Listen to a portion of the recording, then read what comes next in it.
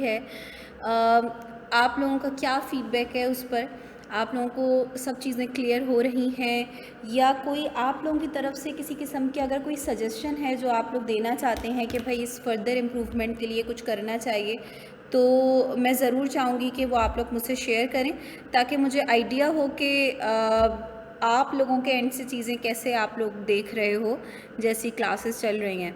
तो are you guys satisfied with all of your classes? और अगर कोई प्रॉब्लम है, कोई इशू है, तो ज़रूर मुझसे शेयर कीजिएगा।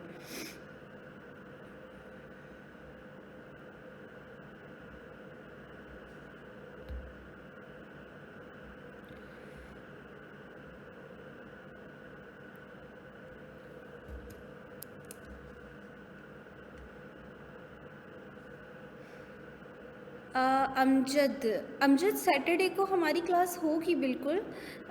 लेकिन अगर कोई क्वेरीज़ हैं आप लोगों की, तो वो साथ के साथ आप लोग मुझे बता सकते हो, या फिर आप लोग ग्रुप में मैसेज कर सकते हो, पर्सनल पे मैसेज कर सकते हो, अगर किसी भी टॉपिक के हवाले से क्वेरीज़ हैं तो। कल भी काफ़ी कुछ स्टूडेंट्स के मैसेजेस आए थे, मैंने उनको एड्रेस किया था, तो कोशिश करो साथ साथ उनको जो है ना रिजॉल्व करते रहो क्वेरीज़ को, ठीक है? क्योंकि हमारे पास टाइम लिमिटेड है ना, तो पहले हम कोशिश करेंगे सिलेबस कवरेज हो। तो अगर कोई टॉपिक आपके लिए इशू बन रहा है, तो कोशिश करूँगी मैं कि वो क्लास में ही सॉल्व करवा लूँ। अदरवाइज़ जो है मैं आपको फिर पर्सनल पे जो है वो ऑडियो भेज दूँगी, अगर कोई ऐसा टॉपिक होगा जिसके लिए थोड़ा सा टाइम रिक्वायर्ड होगा तो, ठीक है ना? अच्छा, आबिद हुसैन जी, आबिद आपने आई थिंक जो है वो न्यूमेरिकल पूछा था, राइट? अच्छा, कल एक न्यूमेरिकल था जो मैंने आप लोगों से कहा था कि आप लोग खुद सॉल्व कर लीजिएगा, लेकिन कुछ स्टूडेंट्स जो हैं उनका सही आंसर नहीं आ पा रहा।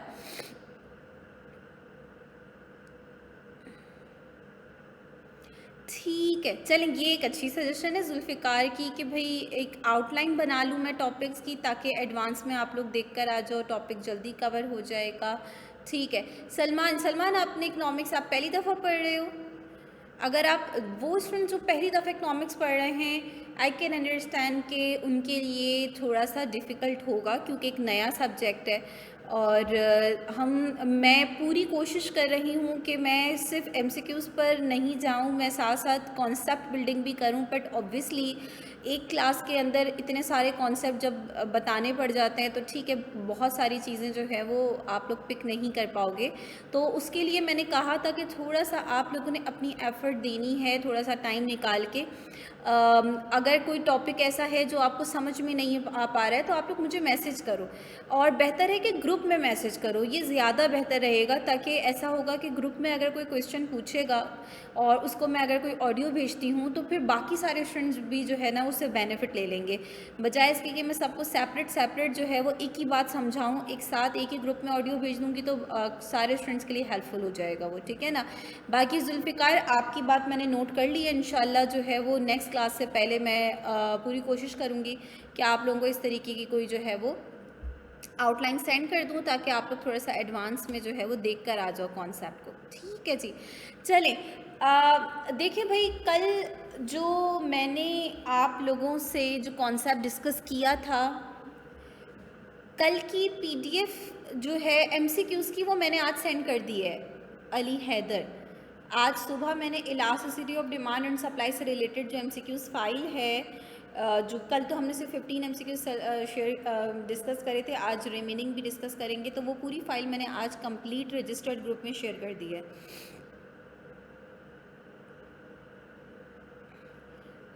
अब्दुल्ला जाफ़र, बिल्कुल आई नो कि यू गाइज़ आर प्रोफेशनल्स, और ज़ाहिर है कि टाइम मैनेज करना आप लोगों के लिए जो है वो थोड़ा सा मुश्किल होता होगा, लेकिन ऑब्वियसली यही तो एक मुकाबला है ना, यही तो एक चीज़ है जो कंपटीशन एक क्रिएट कर रहा है। तो आप लोगों ने कोशिश करनी है कि थोड़ा सा रिवीजन रखो, ताकि जब मैं नेक्स्ट क्लास में वही चीज़ें रिपीट करवा रही हूँ, तो अगर आपके जहन में कोई क्वेश्चन हो तो आप लोग पूछ सको। अली हैदर, मेरी बुक के हवाले से जो बात है वो मैं आज सर तारिक से पूछ लेती हूँ कि भाई बुक के हवाले से काफ़ी स्टूडेंट्स पूछ रहे हैं, तो जो भी उनकी सजेशन होती है तो वो फिर मैं आप लोगों को जो है वो आप लोगों से शेयर कर दूँगी कि बुक कैसे आप लोगों को मिल सकती है मेरी, ठीक है? चलें, अब कल की क्लास में जो टॉपिक्स हमने डिस्कस किए थे उनको थोड़ा सा एक दफ़ा क्विकली रिवाइज करते हैं, ठीक है ना, और अपनी डिस्कशन आगे बढ़ाते हैं।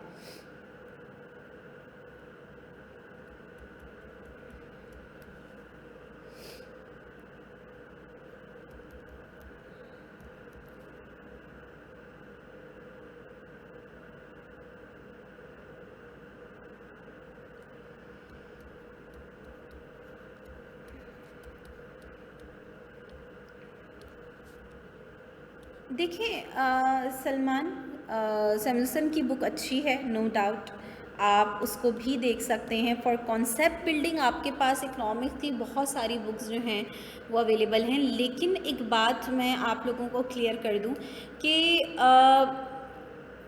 आप कोई भी बुक उठाओ, आप माइकल पाकिन की उठाते हो माइक्रो के कॉन्सेप्ट्स की देखने के लिए, आप एबल बर्नांके की उठा सकते हो मैक्रो के कॉन्सेप्ट बिल्डिंग के लिए, लेकिन ऐसी कोई सी भी बुक, आप ऐसी बुक उठाओ जो कि आपको लगे कि आसान वर्ड्स में आपको समझ में आ रही है।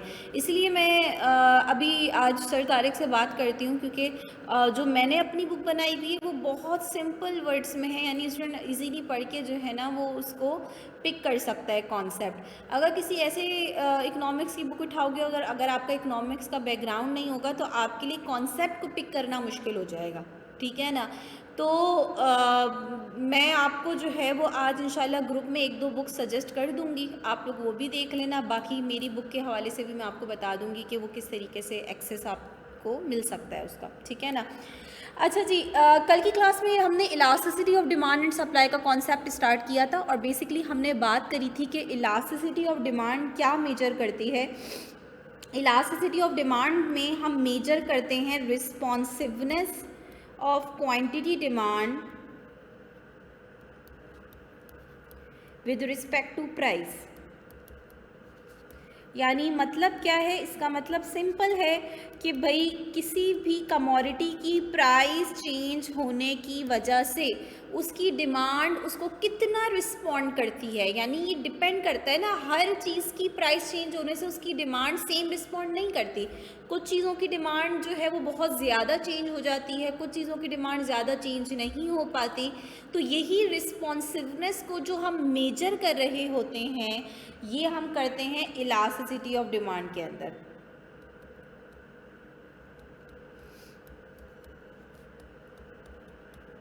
ठीक है। इसी मेजरमेंट का नाम इलास्टिसिटी ऑफ डिमांड है।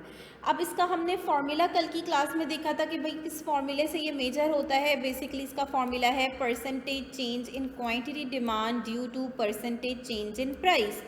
अब हमने एक बात करी कि हर चीज़ की प्राइस, हर कमोडिटी की प्राइस चेंज होने से जो उसकी डिमांड में चेंज आता है वो डिफरेंट आता है, जिसकी बेस पर इकोनॉमिस्ट ने क्या किया कि कुछ डिग्रीज बना दी।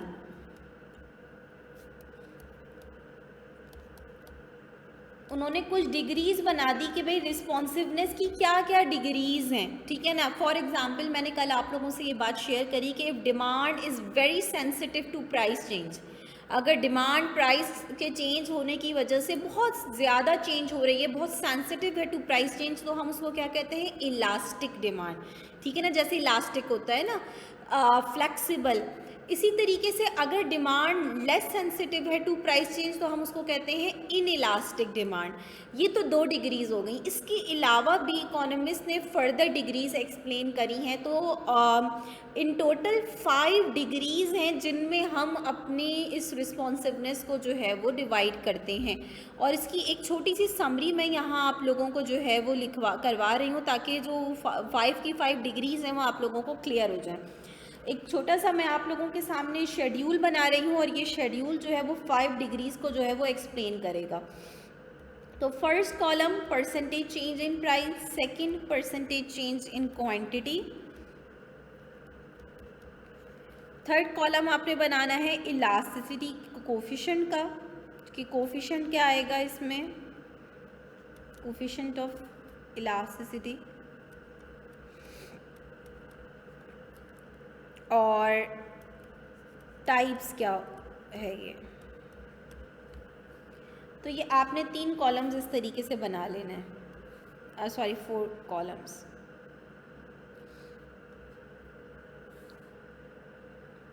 अच्छा, अब फॉर एग्ज़ाम्पल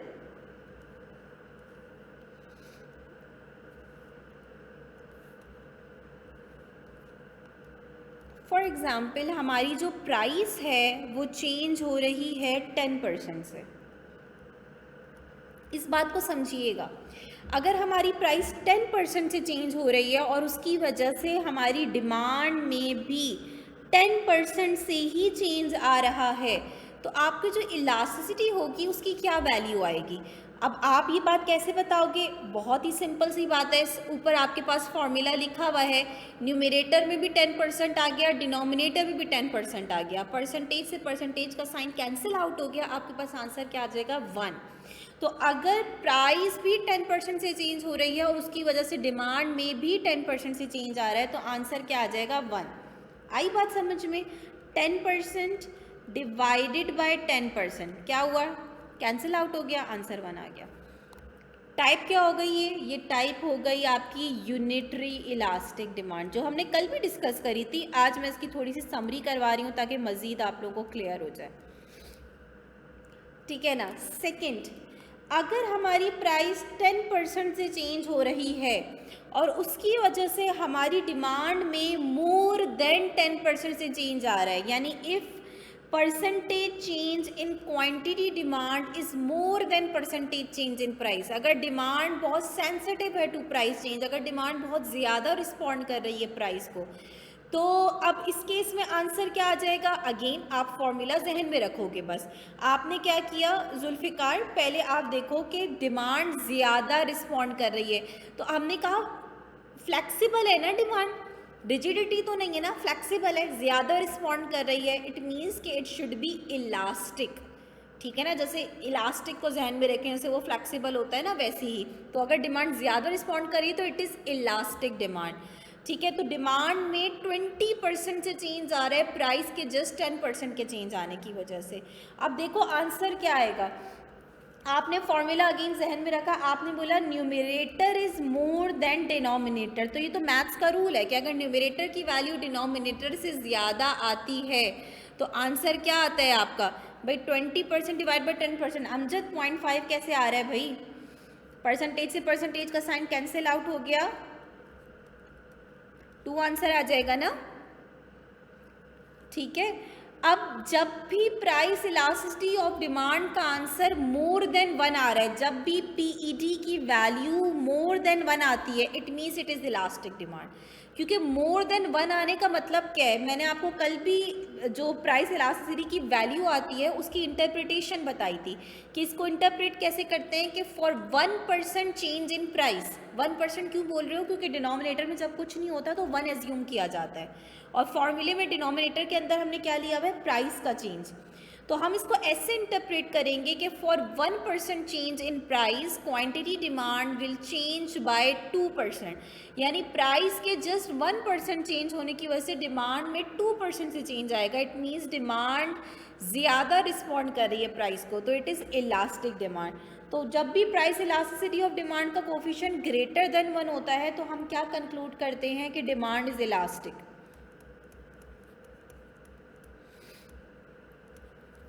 फिर हमने तीसरी बात करी, ठीक है, ये 2 डिग्रीज हो गई। तीसरे में हमने कह रहे हैं कि अगर प्राइस 10% से चेंज होती है और उसकी वजह से डिमांड में जस्ट 5% से चेंज आता है। अब आप खुद सोच लो लॉजिक क्या कहती है कि numerator is less than denominator, numerator में लिया हुआ है ना आपने परसेंटेज चेंज इन क्वांटिटी, तो जब न्यूमरेटर की वैल्यू डिनोमिनेटर से कम होगी तो आंसर हमेशा क्या आएगा, लेस देन 1, और जब भी आंसर लेस देन 1 आएगा तो इसका मतलब ये होगा कि demand is in elastic, demand less respond कर रही है आपकी प्राइस को, तो it is in elastic demand.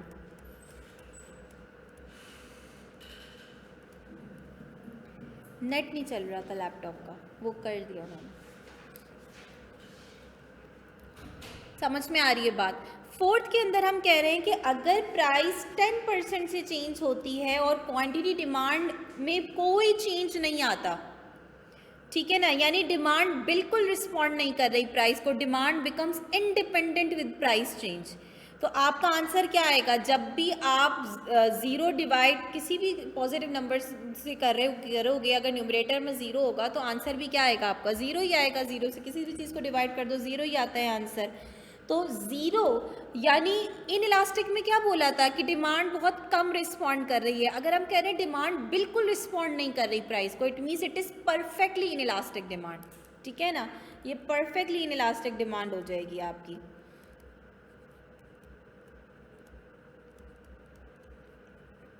तो ये फोर्थ डिग्री हो गई। और फिफ्थ डिग्री क्या है हमारे पास कि अगर ज़रा सी बहुत ही स्लाइट चेंज आता है प्राइस में, पॉइंट में चेंज आ रहा है, slight change in price, for example price में चेंज आ रहा है 0.001 से, और उसकी वजह से डिमांड में इनफाइनाइट चेंज आ जाए। मैंने कल भी बताया था ये एक एक्सट्रीम जो है ना वो डिग्री है जिसकी प्रैक्टिकल एग्जांपल हमें नहीं मिलती। ये सिर्फ उन चीज़ों पे अप्लाई होती है जो होमोजीनियस प्रोडक्ट्स होती हैं, आइडेंटिकल प्रोडक्ट्स होती हैं, जो चीज़ें एग्जैक्ट सेम हैं, जो परफेक्ट सब्स्टिट्यूट्स हैं, जिनके में कंज्यूमर इनडिफरेंट है कि भाई गुड ए ले या गुड बी ले, बोथ आर एग्जैक्ट सेम। ठीक है, तो उसमें वो ज़रा से प्राइस चेंज पे अपने डिमांड को बहुत इनफाइनाइट चेंज कर लेकर आ जाता है। तो आपका coefficient of elasticity of demand क्या हो जाएगा, इन्फिनिटी, और आपकी ये टाइप कहलाएगी, ये डिग्री कहलाएगी परफेक्टली इलास्टिक डिमांड। तो ये 5 डिग्रीज हैं जिनमें जो है वो इसको डिवाइड किया जाता है। आपसे इसके क्वेश्चन आने के चांसेस बहुत ज़्यादा हैं। वो आपसे ये पूछ सकता है कि for perfectly in elastic demand coefficient of elasticity क्या होगा। ठीक है, अगर डिमांड बिल्कुल रिस्पॉन्ड नहीं कर रही प्राइस को तो फिर कोफिशिएंट क्या हो जाएगा, कौन सी टाइप है। तो इस हवाले से बहुत क्वेश्चनिंग हो सकती है। इसी के अंदर दूसरे तरीके के क्वेश्चन आने के चांसेस क्या है कि वो आपसे पूछ सकता है कि भाई वर्टिकल डिमांड कर्व कब होगा, हॉरिजॉन्टल डिमांड कर्व कब होगा। तो आपको इनके जो है ना वो भी पता होने चाहिए कि इन पांचों केसेस के अंदर हम डिमांड कर्व बनाते कैसे हैं। तो मैं क्विकली आपको वो बना के दिखा देती हूँ ताकि वो चीज़ भी क्लियर हो जाए। आज थोड़ा सा मैंने कोशिश करी कि थोड़ा सा स्लो डाउन हो जाऊँ, क्योंकि कल जो है वो मैंने बहुत सारे टॉपिक्स करवा दिए थे। तो आई फील कि कहीं ऐसा ना हुआ हो कि सब चीज़ें आप लोगों को मिक्सअप हो जाएं। तो बेस बनाना ज़रूरी है। तो थोड़ा सा मैं जो है वो कोशिश कर रही हूँ आज की क्लास में कि आप लोगों को थोड़ा सा मज़ीद इन डेप्थ लेकर चली जाऊँ।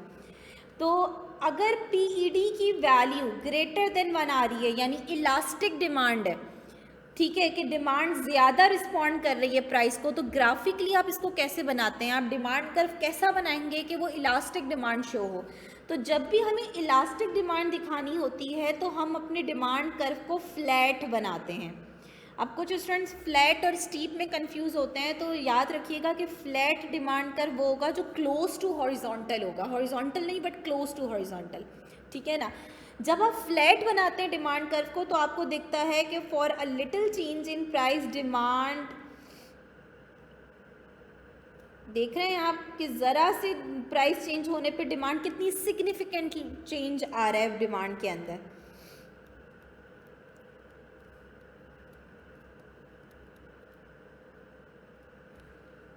ठीक है ना, तो फॉर इलास्टिक डिमांड आप अपने डिमांड कर्व को क्या बनाते हैं, फ्लैट बनाते हैं।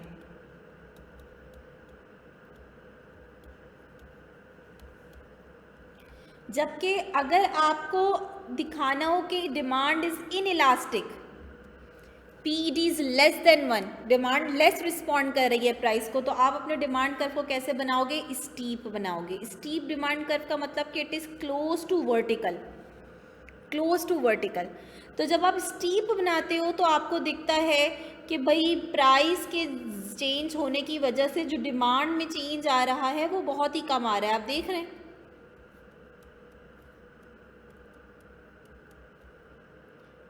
इतने प्राइस चेंज होने की वजह से डिमांड में सिर्फ इतना सा चेंज आया है। तो demand is in elastic, demand come respond कर रही है प्राइस को। तो आपने इन इलास्टिक डिमांड बनाने के लिए, दिखाने के लिए आपने डिमांड कर्व को कैसा बनाया, स्टीपर। अब अगर आप दिखाना चाहते हैं कि PED इज इक्वल टू 1 यानी unitary elastic demand, percentage change in quantity demand is equal to percentage change in price. तो आप क्या बनाओगे अपने डिमांड कर को, एक तरीके से आप इसको 45 डिग्री भी कह सकते हैं, ना आप स्टीप बनाएंगे ना आप फ्लैट बनाएंगे, ठीक है ना, यानी इक्वल चेंज दिखाना है आपको।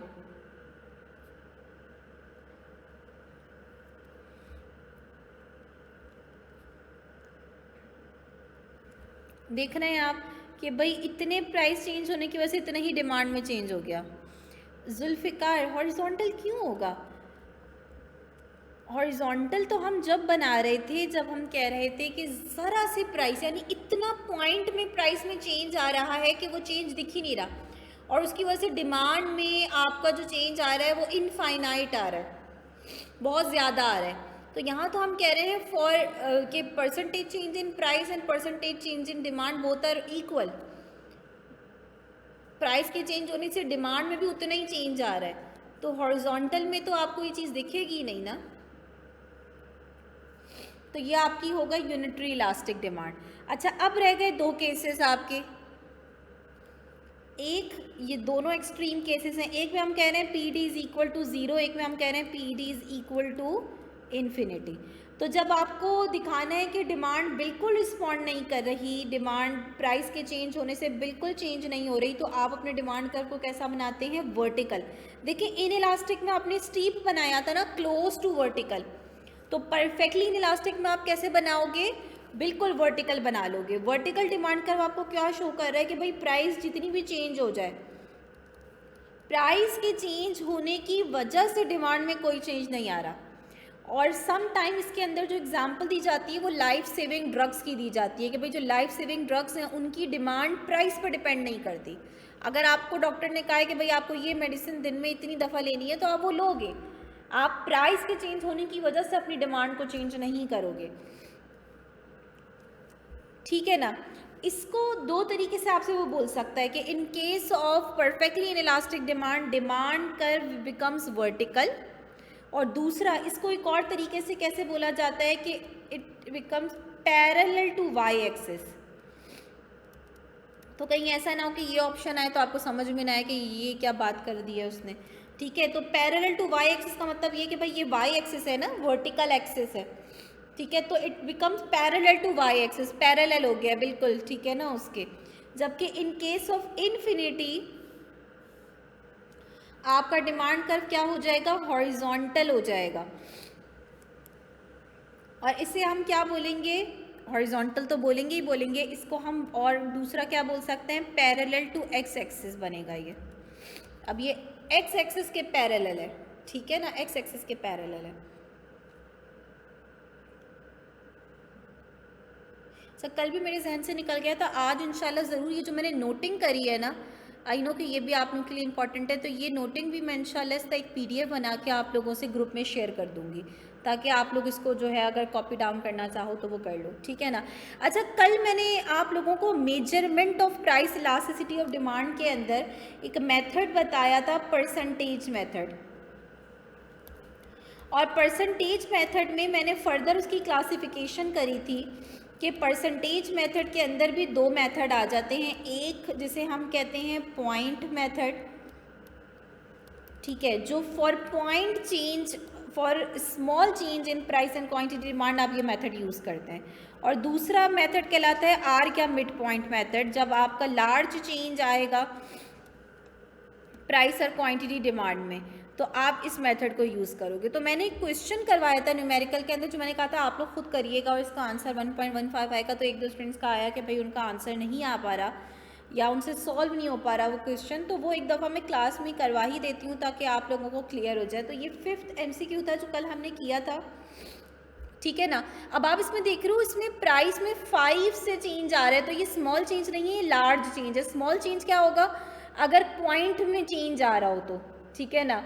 तो क्योंकि लार्ज चेंज है तो हमने आर्क मेथड यूज़ करना है, और पॉइंट मेथड और आर्क मेथड में स्लाइट डिफरेंस था। पॉइंट मेथड के अंदर हम डिनोमिनेटर को चेंज कर रहे हैं बस। पॉइंट मेथड के अंदर हमने डिनोमिनेटर में लिया हुआ था ओरिजिनल वैल्यू, और आर्क मेथड के अंदर, मिड पॉइंट मेथड के अंदर हम एवरेज लेंगे। तो मैं इसको सॉल्व करवा देती हूँ। पहले क्या कर लेना है, आप लोगों ने डाटा बना लेना है। कल भी मैंने आप लोगों से ये बात करी थी। डाटा बनाने से बार बार क्वेश्चन देखने का मसला सॉल्व हो जाता है।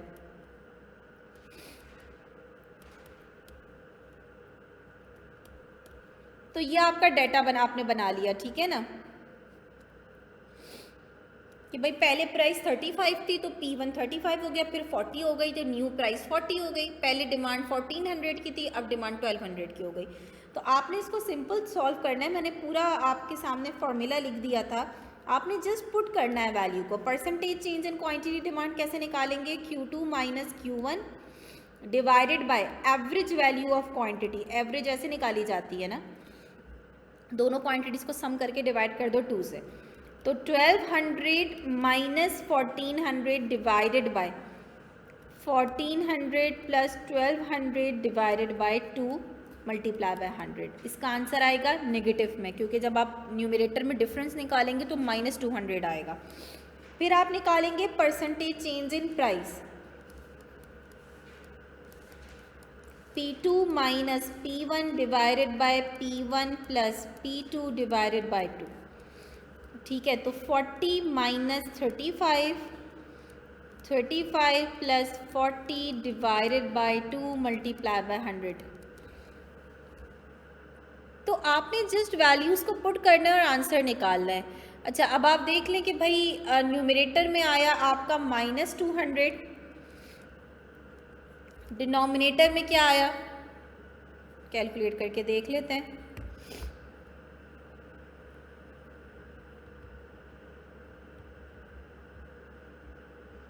तो डिनोमिनेटर में आ रहा है 1300, और जब इसको आप मल्टीप्लाई करोगे 100 से तो फिर फाइनल आंसर क्या आ जाएगा वो देख लेते हैं।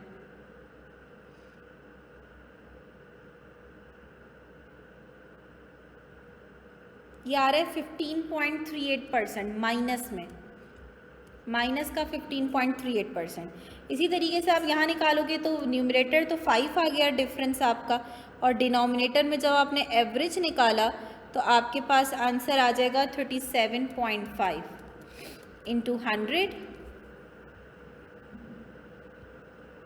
तो मैंने सोचा चलो एक दफ़ा करवा दूं ताकि आप लोग फिर बाकी न्यूमेरिकल जो है ना वो कोई प्रॉब्लम ना हो आपको। 13.33% आ गया।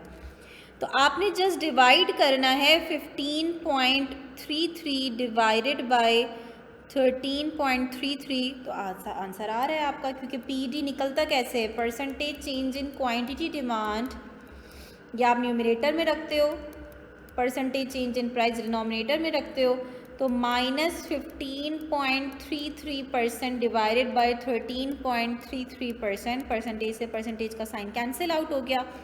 नेगेटिव आंसर हमेशा आएगा, पर ये नेगेटिव साइन हम प्राइस इलास्टिसिटी ऑफ डिमांड में इग्नोर करते हैं, क्योंकि ये जस्ट टाइप ऑफ गुड बताता है कि भाई नॉर्मल गुड है, इसका प्राइस और क्वांटिटी डिमांड का इन्वर्स रिलेशन है।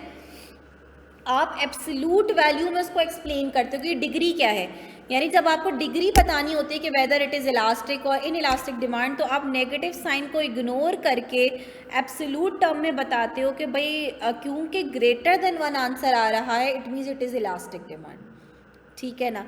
तो इस तरीके से ये क्वेश्चन सॉल्व होगा।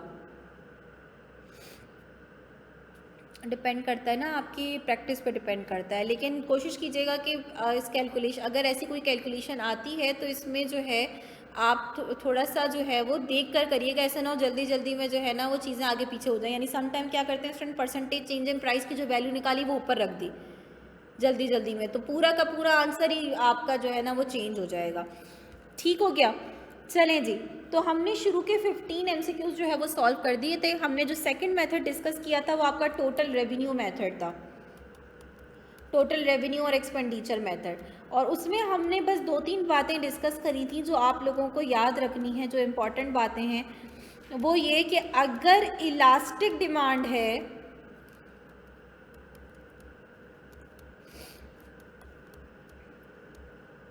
अगर इलास्टिक डिमांड है तो प्राइस का कम होना टोटल रेवेन्यू को इंक्रीज करेगा। और इसकी रीज़न क्या थी कि जब आप प्राइस कम करोगे तो आपकी डिमांड, क्योंकि इलास्टिक डिमांड है ना, डिमांड बहुत ज़्यादा रिस्पॉन्ड करेगी, तो प्राइस कम होने की वजह से आपकी डिमांड में इतना ज़्यादा इंक्रीज़ आएगा, आपकी सेल इतनी ज़्यादा बढ़ेगी कि ओवरऑल आपका रेवेन्यू बढ़ जाएगा। तो फॉर इलास्टिक डिमांड प्राइस का कम होना रेवेन्यू को बढ़ाएगा, जबकि अगर प्राइस बढ़ा देते हो तो आपकी डिमांड इतनी तेज़ी से कम होगी कि ओवरऑल आपका टोटल रेवेन्यू भी क्या हो जाएगा, गिर जाएगा। तो आप देख रहे हो कि इलास्टिक डिमांड के केस में प्राइस और टोटल रेवेन्यू ऑपोजिट डायरेक्शन में मूव कर रहे हैं। ये बात मैंने आपको कल भी लिखवाई थी।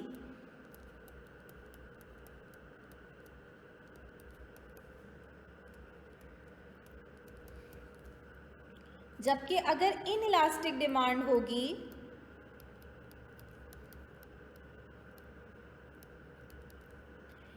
तो प्राइस, अगर आप इनइलास्टिक डिमांड के केस में प्राइस कम कर देते हैं तो क्योंकि डिमांड में कोई ख़ास इंक्रीज़ नहीं आएगा, इनइलास्टिक डिमांड ने डिमांड ज़्यादा रिस्पॉन्ड नहीं करेगी, तो क्योंकि डिमांड कोई ज़्यादा नहीं बढ़ पाएगी तो प्राइस का कम करना आपके रेवेन्यू को भी कम कर देगा, आपको नुकसान होगा। लेकिन अगर आप प्राइस बढ़ाते हो तो प्राइस बढ़ाने की वजह से हम कहते हैं भाई लॉ ऑफ डिमांड कहता है जब प्राइस बढ़ती है तो डिमांड कम हो जाती है, डिमांड कम होगी, लेकिन क्योंकि इनइलास्टिक डिमांड है तो डिमांड बहुत ही स्लाइटली कम होगी, जिसकी वजह से ओवरऑल प्राइस का बढ़ाना आपके लिए जो है ना वो फ़ायदेमंद रहेगा। तो price and total revenue moves in same direction in case of inelastic demand. GK electric वाली मैंने एग्जांपल दी थी आपको इसमें। और यूनिटरी इलास्टिक डिमांड अगर होगी तो क्योंकि यूनिटरी इलास्टिक डिमांड की डेफिनेशन क्या है कि percentage change in quantity demand is equal to percentage change in price. जितना प्राइस में चेंज करोगे डिमांड में भी उतना ही चेंज आएगा। तो अगर आपने 5% से प्राइस कम करी तो डिमांड भी 5% से बढ़ जाएगी, जिसकी वजह से आपके रेवेन्यू में कोई चेंज ही नहीं आएगा।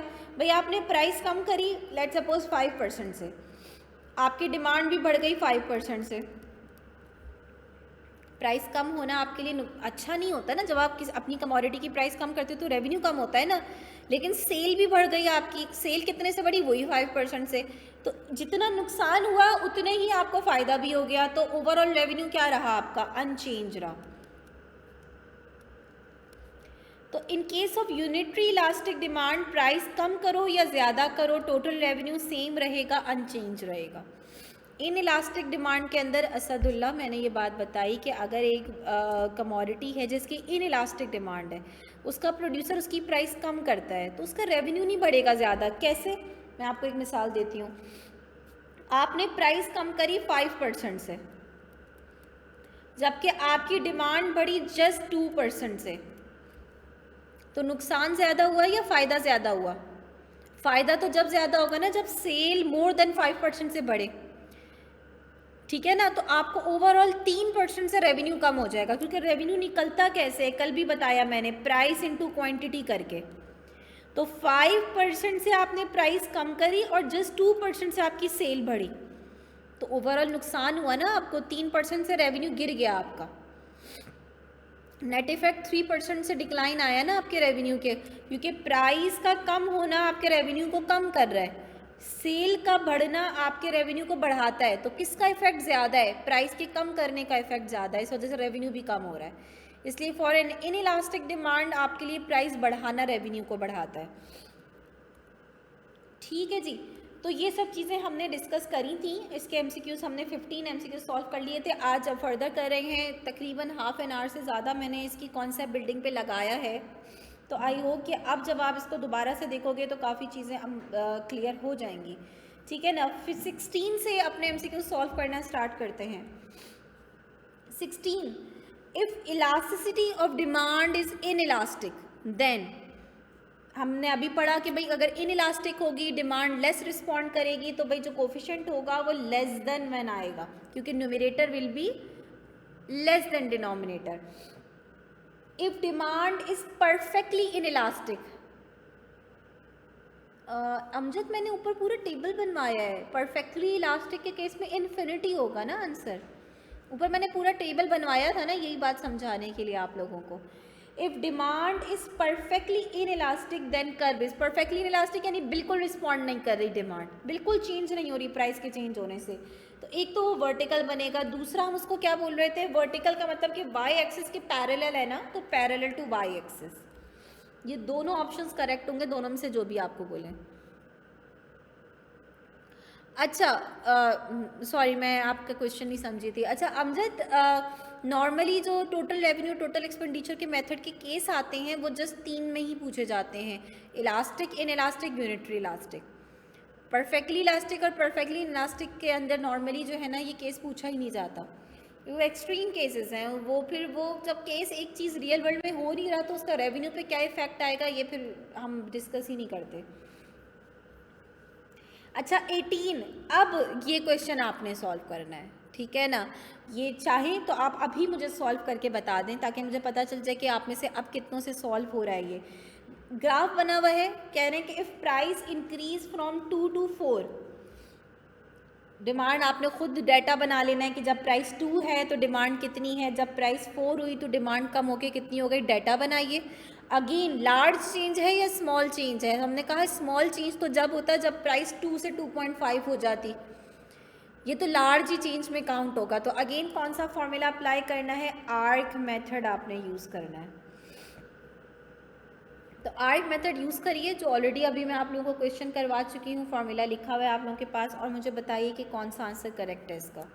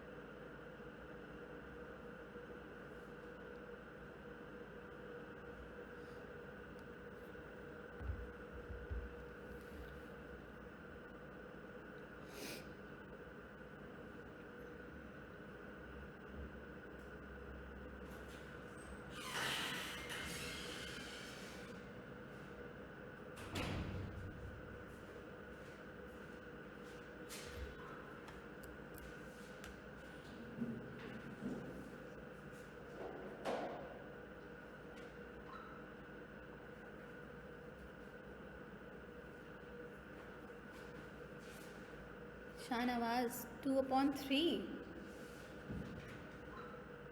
शाहनवाज आप मुझसे अपना सोल्यूशन शेयर कर सकते हैं मेरे नंबर पे, ग्रुप में ना भेजें, मुझे पर्सनल सेंड कर दें ताकि मैं देख लूँ कि आपने कैसे सॉल्व करा है। जैसा भी किया है, रफ वर्क किया है तो भी ठीक है।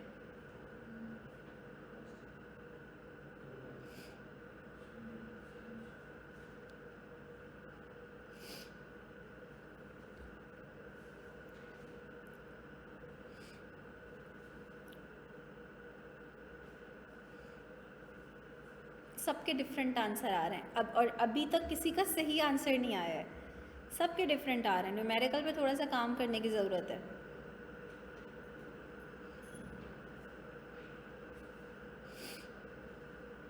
वैसे तो इस तरीके के टेस्ट के अंदर न्यूमेरिकल नहीं देने चाहिए, मतलब इकोनॉमिक्स के अंदर तो आप ऐसे दो कि वो क्विकली सॉल्व होने वाले हों, लेकिन ये कि फिर भी हमें तो हर एरिया कवर करना है, तो प्रैक्टिस हमने अपनी तरफ से हर चीज़ की करनी है। बाकी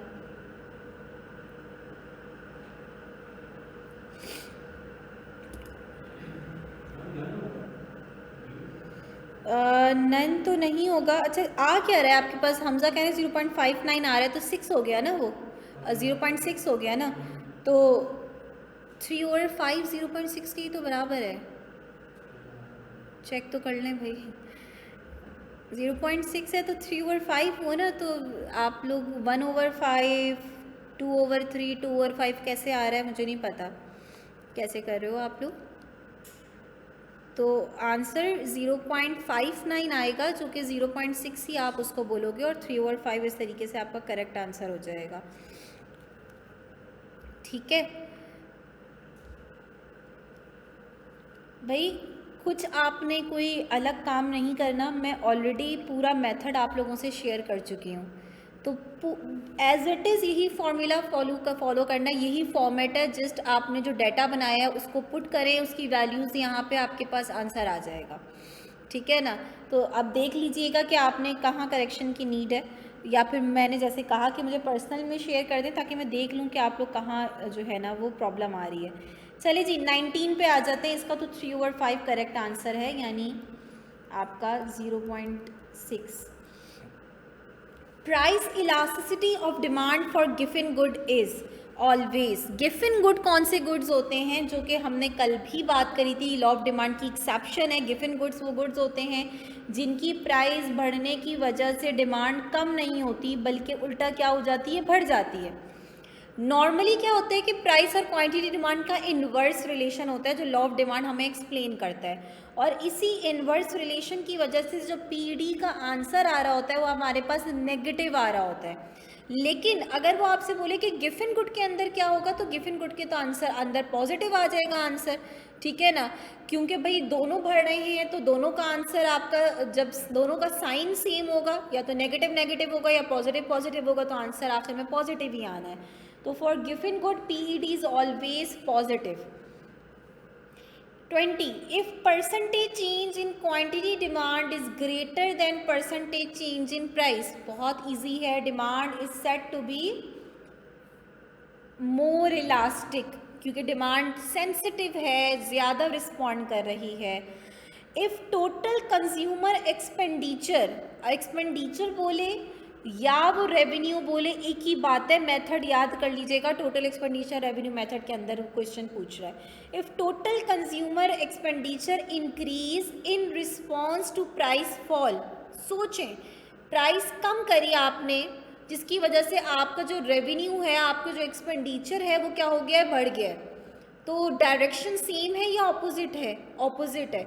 और ऑपोजिट किस में होगी, आपकी इलास्टिक के अंदर। क्योंकि इस तरीके से सोचो कि जब आपने प्राइस कम करी तो क्योंकि डिमांड बहुत ज़्यादा बढ़ गई, तो ओवरऑल इम्पैक्ट भी क्या आया रेवेन्यू पे, कि वो बढ़ गया।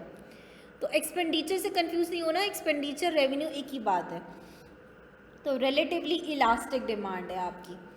22. When there is a small change in the quantity demand of a product in response to a small change in its price, यानी अगर दोनों में small change आ रहा है, elasticity will be known as point elasticity, जो हमने point method हमने कहा था कि हमने use करेंगे।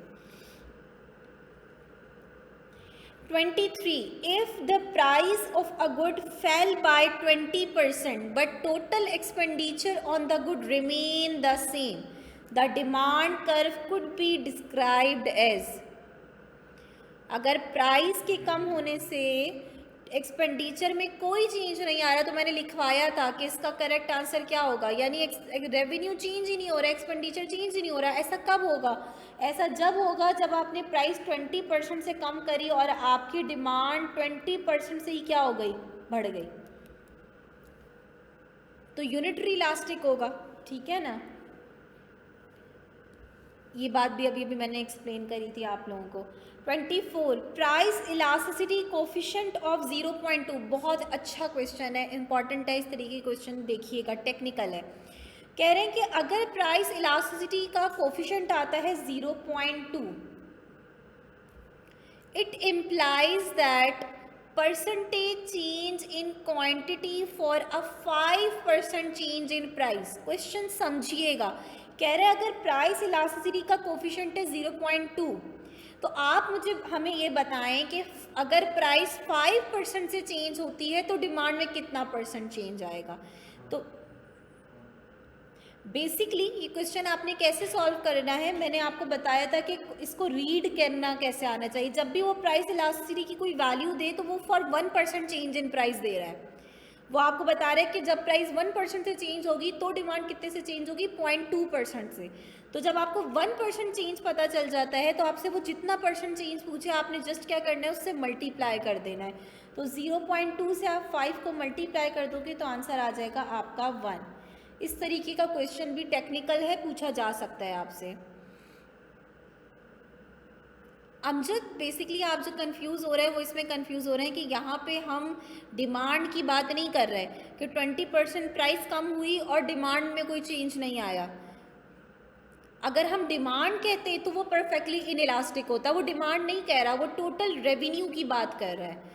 और टोटल रेवेन्यू कैसे निकलता है? P इंटू क्यू करके निकलता है। टोटल एक्सपेंडिचर निकालें या टोटल रेवेन्यू निकालें, इसका यही फॉर्मूला होता है।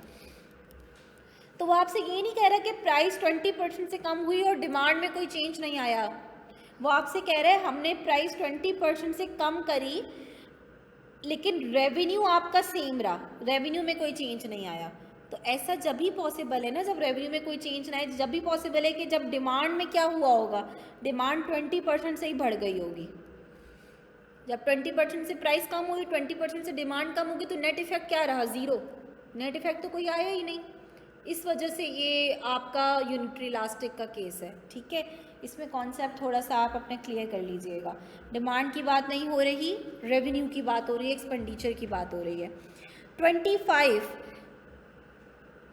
production and employment in which of the following industries would be least affected by recession? recession क्या होता है? recession एक ऐसा टाइम पीरियड होता है जिसमें इकोनॉमी बहुत डाउनफॉल चल रहा होता है इकोनॉमी का, ओवरऑल जीडीपी इकोनॉमी की ग्रोथ वगैरह सब जो है ना वो कम चल रही होती है। तो कह रहे हैं ऐसे टाइम पे ऑब्वियसली इंडस्ट्रीज फॉर्म सफ़र कर रही होती हैं क्योंकि लोग डिमांड कम कर रहे होते हैं, उनकी प्रोडक्शन कम हो रही होती है। तो कह रहे हैं इनमें से कौन सी ऐसी इंडस्ट्री है जो सबसे कम जो है वो सफ़र होगी, सबसे कम इफेक्ट होगी बाय द रिसेशन? तो ये वही वाली इंडस्ट्री हो सकती है जो कि ज़रूरी चीज़ होगी ना, कोई इंपॉर्टेंट इसेंशियल प्रोडक्ट होगी, तो वही लीस्ट इफेक्ट होगी। अब सलमान, जैसे आपने गारमेंट्स बोला, तो भाई गारमेंट्स से बाद में आएंगे। शुगर, जो फूड आइटम्स होते हैं ना वो सबसे पहले आते हैं, ठीक है ना, फूड आइटम्स पहले आएंगे। तो फूड आइटम्स सबसे इम्पॉर्टेंट हैं आपके। जी जुल्फ़िकार। 26, आसान सी बात है।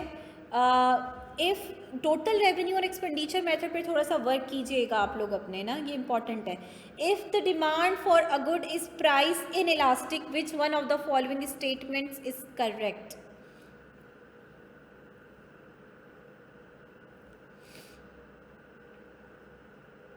इन इलास्टिक के केस में याद रखिएगा मैंने क्या बताया था कि प्राइस और टोटल रेवेन्यू की डायरेक्शन क्या होगी।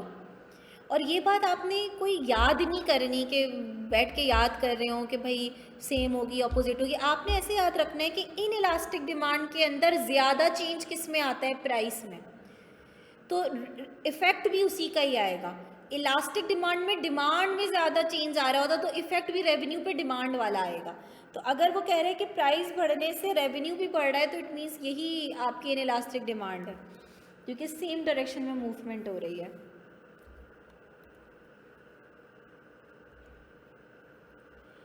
27, a good with a horizontal demand curve has a demand. अभी हमने बात करी भाई हॉरिजॉन्टल डिमांड कर्व का हमें ये बता रहा था कि for very little change in price demand change by infinity. तो भाई इनफाइनाइट हो जाएगी आपकी डिमांड, इन्फिनिटी आपकी इलास्टिसिटी हो जाएगी।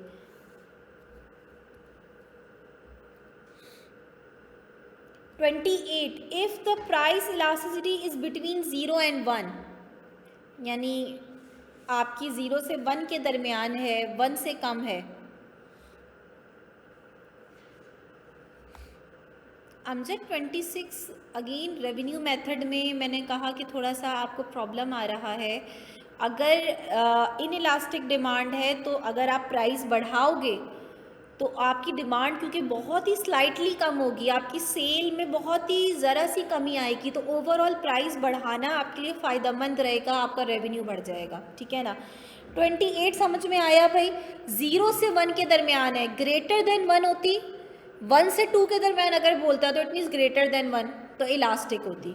0 से 1 है, इट मीन्स लेस देन 1 आ रही है। दूसरी तरीके से कहने का मतलब ये कि लेस देन 1 है, तो लेस देन 1 जब इलास्टिसिटी होती है तो वो इन इलास्टिक होती है। 29, a good with a vertical demand curve has a demand with. तो वर्टिकल जब होता है जब डिमांड हम कह रहे हैं बिल्कुल रिस्पॉन्ड नहीं कर रही है तो ज़ीरो इलास्टिसिटी होगी। 30. The price of bread increased by 22% and the quantity of bread demand falls by 25%. तो ये आपने जस्ट देखना है, कोई आपने सॉल्व नहीं करने बैठ जाना है इसमें किसी तरीके से, आप जस्ट इसको डायरेक्टली देख सकते हो कि डिमांड में जो चेंज आ रहा है वो प्राइस के मुकाबले में ज़्यादा है, तो इट मीन्स डिमांड क्या होगी आपकी, इलास्टिक होगी, ठीक है ना। 31, चलें एक न्यू टाइप आपकी यहाँ पे आ गई है, cross price elasticity of demand. अभी हमने price elasticity of demand discuss करी थी अभी तक, अब हम आए हैं इनकम इलास्टिसिटी पे भी हमने कल थोड़ी सी बात करी थी।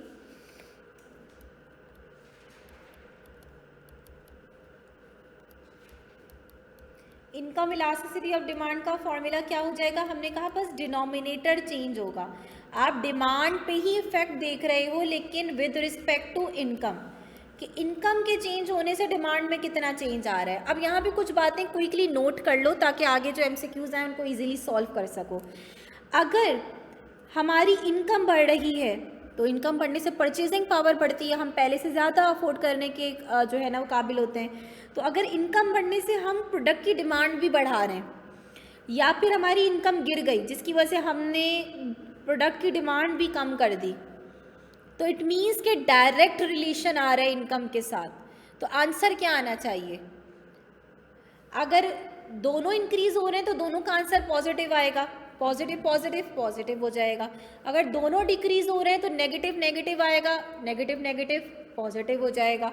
तो in case of direct relation income elasticity of demand, जिसे हम YED, इनकम को हम Y से डिनोट करते हैं इकोनॉमिक्स में, अगर उसका आंसर आपका पॉजिटिव आ रहा है यानी ग्रेटर देन 0 आ रहा है, तो आप क्या कंक्लूड करोगे। हमने पढ़ा था कि इन केस ऑफ इनकम जो टाइप ऑफ गुड है उसको हम दो तरीके से जो है वो डिस्क्राइब करते हैं, normal goods and inferior good. Normal goods कौन से होते हैं, जो नॉर्मली क्या होता है कि इनकम बढ़ने से जिनकी डिमांड बढ़ा देते हो, इनकम कम होने से डिमांड कम कर देते हो। तो अगर डायरेक्ट रिलेशन आ रहा है तो it means it is normal good. PED के अंदर नॉर्मल गुड कौन से थे, जिसमें इन्वर्स रिलेशन आ रहा था प्राइस का डिमांड के साथ, तो हम कहते हैं इट इज़ नॉर्मल। क्योंकि नॉर्मल से समझना, नॉर्मल किसी गुड का नाम नहीं है, नॉर्मल का मतलब जब हम यूज़ करें कि जब नॉर्मली यही रिलेशन आता है। लेकिन सम टाइम क्या होता है कि इनकम बढ़ने से हम कुछ चीज़ें ऐसी होती हैं जिनकी डिमांड कम कर देते हैं, जैसे सेकेंड हैंड प्रोडक्ट्स। इनकम बढ़ी, पहले सेकेंड हैंड प्रोडक्ट्स लिया करते थे, अब बेहतर चीज़ों की तरफ जाओगे तो सेकेंड हैंड प्रोडक्ट्स की डिमांड कम हो जाएगी, या इनकम कम हुई तो ऐसी चीज़ें ज़्यादा खरीदोगे। तो अगर रिलेशन इनवर्स आ रहा है तो अगेन आंसर क्या आएगा, नेगेटिव आएगा। और जब आंसर नेगेटिव आएगा तो हम कंक्लूड करेंगे कि ये कौन से गुड्स हैं, आपके इन्फीरियर गुड्स हैं। अब इसमें थोड़ी सी डिटेल और है, नॉर्मल गुड के अंदर आंसर पॉजिटिव आ गया लेकिन साथ ही साथ ग्रेटर देन 1 आ रहा है, या दूसरा केस क्या है, पॉजिटिव है लेकिन क्या है, लेस देन 1 है, यानी ग्रेटर देन 0 आ रहा है पर ग्रेटर देन 1 या लेस देन 1। यानी आंसर अगर आपका आता है YED का 1 या 2 कह लें, 2 आ रहा है, ग्रेटर देन 1 है, क्या इंटरप्रिटेशन होगी। तो भाई याद रखना, इंटरप्रिटेशन जो एक दफ़ा बता दी है वैसी ही होनी है। आपने फॉर्मूला देखना है, फॉर्मूले में डिनोमिनेटर में क्या है, क्वांटिटी डिमांड का चेंज, सॉरी न्यूमरेटर में क्या है, क्वांटिटी डिमांड का चेंज, डिनोमिनेटर में क्या है, इनकम का चेंज। तो इंटरप्रिटेशन यही होगी कि for 1% change in income quantity demand will change bye 2%, यानी इनकम के चेंज होने से डिमांड ज़्यादा रिस्पॉन्ड कर रही है। और अगर आंसर आपका आता है 0.5 लेट्स सपोज, तो for 1% change in income demand change by only 0.5%। तो वो कौन से गुड्स हैं जिनकी इनकम जब हमारी चेंज होती है तो हम उनकी डिमांड बहुत ज़्यादा चेंज करते हैं, और वो कौन से गुड्स हैं जो इनकम के साथ जिनकी डिमांड ज़्यादा फ्लक्चुएट नहीं करती। तो for basic necessities inferior good तो नेगेटिव आएगा ना जुल्फ़िकार, इन्फीरियर गुड में तो नॉर्मल गुड्स के अंदर हम कैटेगरी देख रहे हैं, आप बोल रहे हैं इन्फीरियर, नॉर्मल गुड्स की कैटेगरी में इन्फीरियर कैसे आ सकता है। तो लेस देन 1 किस केस में आता है, जब हम बेसिक नेसेसिटीज़ की बात कर रहे हो। अब इसकी एग्जांपल बहुत सिंपल है, जो आपके बेसिक आइटम्स होते हैं ना, बेसिक नीड्स के आइटम्स होते हैं, उनकी डिमांड इनकम के साथ ज़्यादा फ्लक्चुएट नहीं करती। अगर आपकी इनकम कम होती है तो आप बाकी चीज़ों की डिमांड को कम कर दोगे, इनकी डिमांड को स्टेबल रखोगे, स्मूथ रखोगे, ठीक है ना। और अगर आपकी इनकम बढ़ती है तो क्योंकि ऑलरेडी बेसिक नेसेसिटीज़ की डिमांड आप तकरीबन फुलफिल कर ही रहे होते हो, तो इनकी डिमांड में बहुत ज़्यादा फ्लक्चुएशन नहीं आती। जबकि लग्जरी गुड्स ऐसे हैं या सुपीरियर गुड्स ऐसे होते हैं, इनकम कम होगी तो सबसे पहले इनकी डिमांड को कट डाउन करोगे, इनकम बढ़ेगी तो बेसिक नीड्स की तो ऑलरेडी डिमांड फुलफिल हो रही है, तो लग्जरी गुड्स पे आ जाओगे। तो लग्जरी गुड्स की डिमांड इनकम के साथ बहुत ज़्यादा फ्लक्चुएट करती है। तो अगर आंसर पॉजिटिव है साथ ही साथ greater than 1 it means it is luxury good, और पॉजिटिव है बट लेस देन 1 है तो इट इज़ बेसिक नेसेसिटी। ठीक हो गया, ये हो गई इनकम इलास्टिसिटी। अब जितने भी इससे रिलेटेड एमसीक्यूज होंगे वो क्विकली सॉल्व हो जाएंगे। थर्ड आ जाता है आपका क्रॉस प्राइस, जो कि इलास्टिसिटी ऑफ डिमांड की लास्ट टाइप है। Cross price elasticity of demand,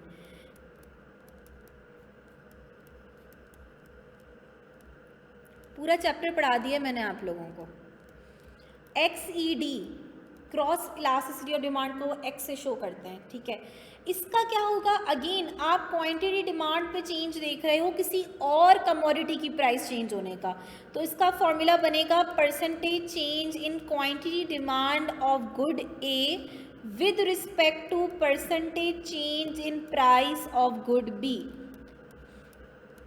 तो हम देखना चाह रहे हैं कि गुड B की प्राइस चेंज होने से गुड A की डिमांड पे क्या फ़र्क पड़ रहा है। अब आप कोई भी कॉम्प्लीमेंट्री गुड या सब्स्टिट्यूट गुड एज्यूम कर लो, आपको पता चल जाएगा कि भाई किस केस में आंसर आपका पॉजिटिव आएगा और किस केस में आपका आंसर नेगेटिव आएगा। लेट्स सपोज हम एग्जांपल लेते हैं कॉम्प्लीमेंट्री गुड की, ब्रेड एंड बटर। तो अगर ब्रेड एक्सपेंसिव होती है तो बटर की डिमांड क्या हो जाएगी, कम होनी चाहिए ना, कम होनी चाहिए ना। ब्रेड एक्सपेंसिव होगी, कॉम्प्लीमेंट्री गुड है, लोग ब्रेड कम लेंगे तो ज़ाहिर है बटर भी की कंजम्पशन भी कम हो जाएगी, क्योंकि यह हम एज्यूम कर रहे हैं कि भाई दोनों एक साथ जॉइंट डिमांड हो रही है दोनों की। तो ब्रेड की प्राइस बढ़ने से बटर की डिमांड भी कम हो गई, तो आंसर क्या आएगा, अपोजिट डायरेक्शन में मूवमेंट हो रही है, आंसर क्या आना चाहिए, नेगेटिव। तो अगर XED का जो आंसर है वो नेगेटिव आ रहा है, इट मीन्स के गुड्स आर कॉम्प्लीमेंट्री।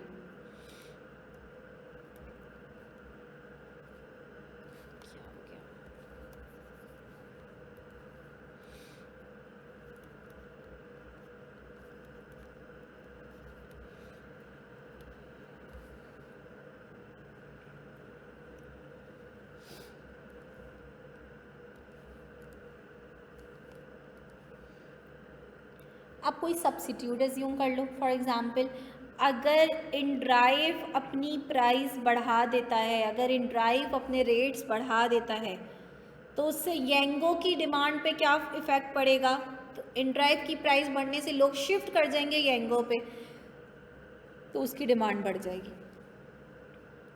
जब भी सेम डायरेक्शन में चेंज आ रहा हो तो आंसर हमेशा पॉजिटिव आएगा।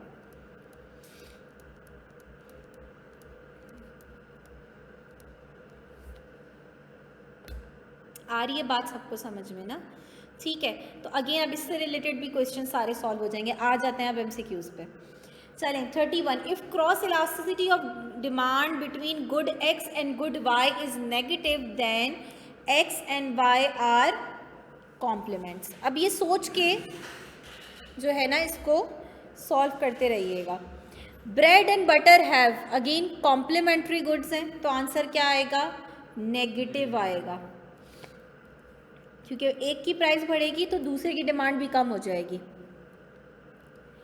Pepsi and Coke have, Pepsi and Coke क्या है, सब्स्टिट्यूट एज्यूम किए जाते हैं, तो इनकी क्रॉस इलास्टिसिटी क्या आएगी, पॉजिटिव आएगी।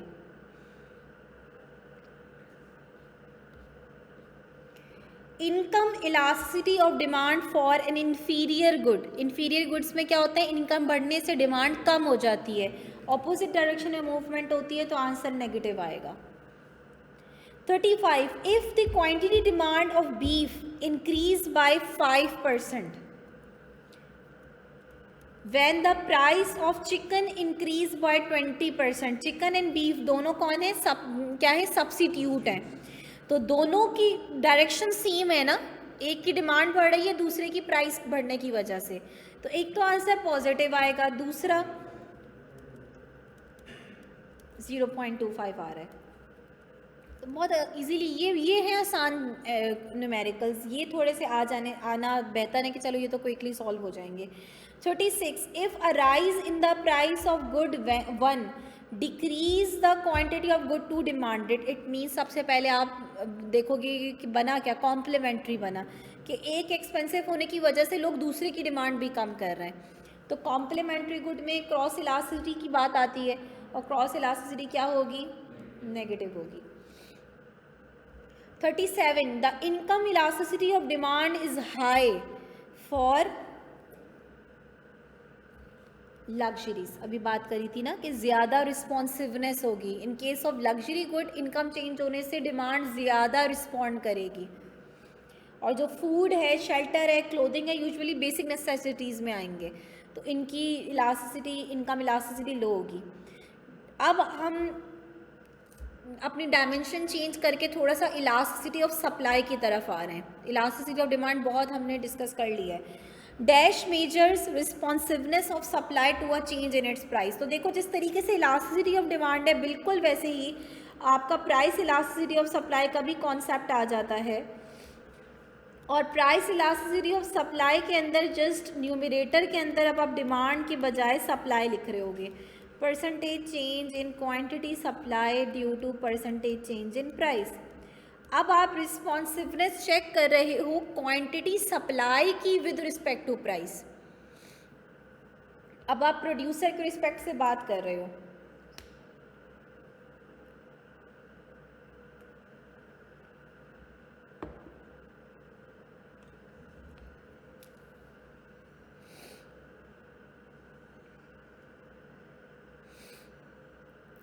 ठीक है जी। तो basically elasticity of supply measures responsiveness of supply to a change in its price. ठीक हो गया। 39। अच्छा, अब इसमें जो डिग्रीज है वो एग्जैक्ट सेम है जो हमने इलास्टिसिटी ऑफ डिमांड में पढ़ी, तो इसमें आपको कोई अलग से सोचने की ज़रूरत नहीं है। अगर वो कह रहे हैं सप्लाई इज परफेक्टली इलास्टिक, तो आप सोच लो कि परफेक्टली इलास्टिक के केस में हमने डिमांड कर्व को भी क्या बनाया था, हॉरिजॉन्टल बनाया था, तो इसमें भी बिल्कुल वैसे ही बनेगा। इसकी भी डेफिनेशन वही होगी कि for a little change in price supply में क्या चेंज आ रहा है, इनफाइनाइट चेंज आ रहा है। तो इसकी भी सेम वही डेफिनेशन है, जस्ट डिमांड की जगह पे हमने सप्लाई की बात करी है। 40 elasticity of supply of perishable goods. 41 elasticity of supply of durable goods. तो नेचर ऑफ गुड्स की बात हो रही है। 39 में सिलेक्ट 2 लिखा हुआ है मैंने। टेस्ट में वैसे बहुत मुश्किल है, आप लोगों के टेस्ट में सिलेक्ट 2 वाले आए, लेकिन मैंने हर तरीके के ऐड करें। पैरिशेबल गुड्स वो गुड्स होते हैं जो कि जिनकी शॉर्ट लाइफ होती है, जल्दी ख़राब होने वाली चीज़ें, फॉर एग्जांपल डेयरी प्रोडक्ट्स हो गई, फ्रूट्स हो गए, वेजिटेबल्स हो गए। तो बेसिकली प्रॉब्लम क्या होता है, जो पैरिशेबल गुड्स के जो सप्लायर है वो प्राइस को ज़्यादा रिस्पॉन्ड नहीं कर पाता।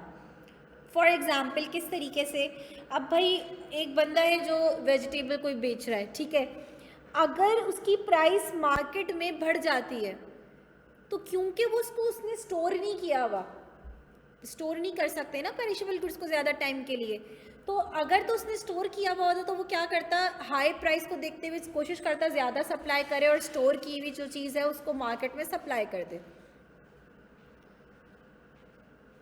तुम्हारे लिए दिल से दुआएं निकलती हैं, मुझे बहुत ज़रूरत थी इसकी।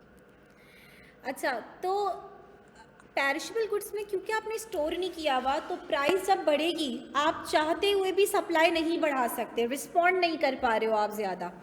इसी तरीके से जब प्राइस कम होगी तो ड्यूरेबल गुड वाला क्या करेगा, ड्यूरेबल गुड्स कौन से होते हैं जिनकी लॉन्ग लाइफ होती है, इसमें आपके इलेक्ट्रॉनिक अप्लाइंसेज आ गए, ऑटोमोबाइल्स आ गए, सब। वो बंदा क्या करेगा, जब उसको देखेगा यार मार्केट में अभी प्राइस कम चल रही है तो वो क्या करेगा, अभी फ़िलहाल स्टोर कर लेगा कि यार अभी प्रॉफिट नहीं है इतना अच्छा। लेकिन पैरिशेबल गुड वाले प्रोड्यूसर की मजबूरी है उसको डिस्पोज ऑफ करना है जल्द अज जल्द, तो वो ना ही लो प्राइस को रिस्पॉन्ड कर पा रहा है, ना ही हाई प्राइस को ज़्यादा रिस्पॉन्ड कर पा रहा है। इट मीन्स कि उसकी जो इलास्टिसिटी है वो क्या होगी, इन इलास्टिक होगी। नॉर्मली इसका परफेक्टली इनइलास्टिक भी कहा जाता है, तो देख लीजिएगा अगर ऑप्शन में परफेक्टली इनइलास्टिक हो तो गो फॉर दैट, ठीक है, वो ज़्यादा बेहतर है। ड्यूरेबल गुड्स की इलास्टिसिटी अभी मैंने समझाई दी साथ साथ कि वो क्या होगी, इलास्टिक होगी, क्योंकि उसका सप्लायर रिस्पॉन्ड कर सकता है प्राइस को। 42 the supply of a particular product will be more in elastic. कौन सा सिनेरियो है जिसमें आपको लगता है कि सप्लाई इन इलास्टिक होगी? अब मेरी एक बात समझ लीजिएगा जवाब देने से पहले, इन इलास्टिक सप्लाई का मतलब ये कि अगर सप्लायर प्राइस चेंज होने की वजह से क्विक रिस्पॉन्ड नहीं कर पा रहा तो इन इलास्टिक है, ठीक है ना। तो इसमें से कौन सा ऐसा सिनेरियो जिसमें आपको लगता है कि भाई इन इलास्टिक होनी चाहिए?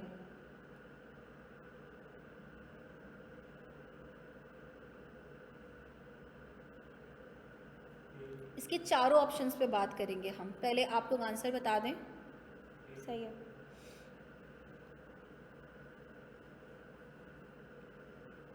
हाँ जी भाई, ऑनलाइन स्टूडेंट्स कह सकते हैं मैं आ गए। कौन सा सिनेरियो है जिसमें आपको लगता है कि सप्लायर जो है वो क्विक रिस्पॉन्ड नहीं कर पाएगा? पढ़ के समझ में आ रहा है इजीली।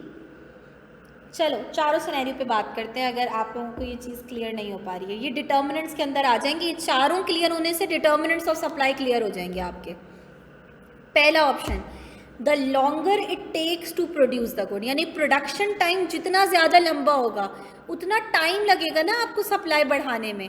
प्राइस बढ़ गई, आप फॉरेन सप्लाई नहीं बढ़ा पा रहे क्योंकि प्रोडक्शन करने में टाइम लग रहा है। अब एक बर्गर वाला है, उसके पास कस्टमर ज़्यादा आ गए, उसको कितना टाइम लग जाना है बर्गर बनाने में? फॉरेन से बढ़ा देगा अपनी सप्लाई, ठीक है ना। लेकिन एक बंदा है भाई, आप एग्रीकल्चरल प्रोडक्ट्स ले लो, दूसरी प्रोडक्ट्स, अक्सर प्रोडक्ट्स बहुत ज़्यादा टाइम लेती हैं प्रोडक्शन के अंदर, तो उसकी सप्लाई को रिस्पॉन्ड करने में टाइम लगेगा। टाइम लग रहा है, इट मीन्स इन इलास्टिक है। दूसरा केस देखो जो कि किसी ने बोला बी, तौफीक ने कहा the longer the good can be store. अभी ड्यूरेबल गुड्स के अंदर पढ़ के आ रहे हैं कि अगर स्टोर करना आपके लिए पॉसिबल है तो इलास्टिक हो जाएगी, क्योंकि जैसे ही प्राइस बढ़ेगी आप स्टोर किया हुआ माल मार्केट में सप्लाई कर दोगे, रिस्पॉन्ड कर सकते हो अगर स्टोर कर पा रहे हो आप। See the greater the number of forms in the industry, किसी भी इंडस्ट्री में जितनी ज़्यादा फॉर्म्स होंगी उतना ज़्यादा सप्लाई जल्दी रिस्पॉन्ड करेगी, ठीक है।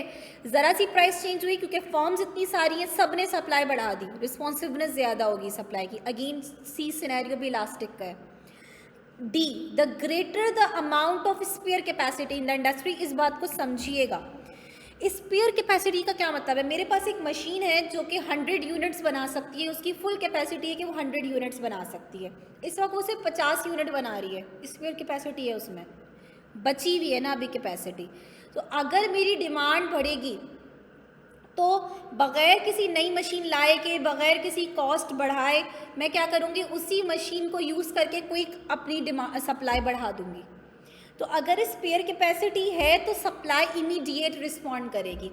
पर अगर मेरे पास जो मशीन थी वो ऑलरेडी फुल कैपेसिटी से यूटिलाइज हो रही है, अब न्यू डिमांड को मीट करने के लिए मुझे न्यू मशीन चाहिए।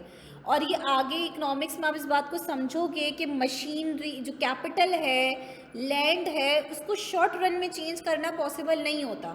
शॉर्ट रन में ये फैक्टर्स यूजुअली फिक्स होते हैं, कांस्टेंट होते हैं, क्योंकि इनको वेरी करने में टाइम लगता है। तो इसलिए बी सी डी ये जो तीनों हैं ये आपकी सप्लाई को इलास्टिक करने वाले फैक्टर्स हैं, इनसे सप्लाई इलास्टिक होगी। तो ऑप्शन ए आपका करेक्ट है। आगे बढ़ते हैं। 43 which one of the following statements about the elasticity of supply is not true, यानी इससे आपको इलास्टिसिटी ऑफ सप्लाई की मुख्तलिफ डेफिनेशंस भी समझ में आ जाएंगी कि इसमें सिर्फ एक डेफिनेशन गलत है, बाकी सारी सही हैं।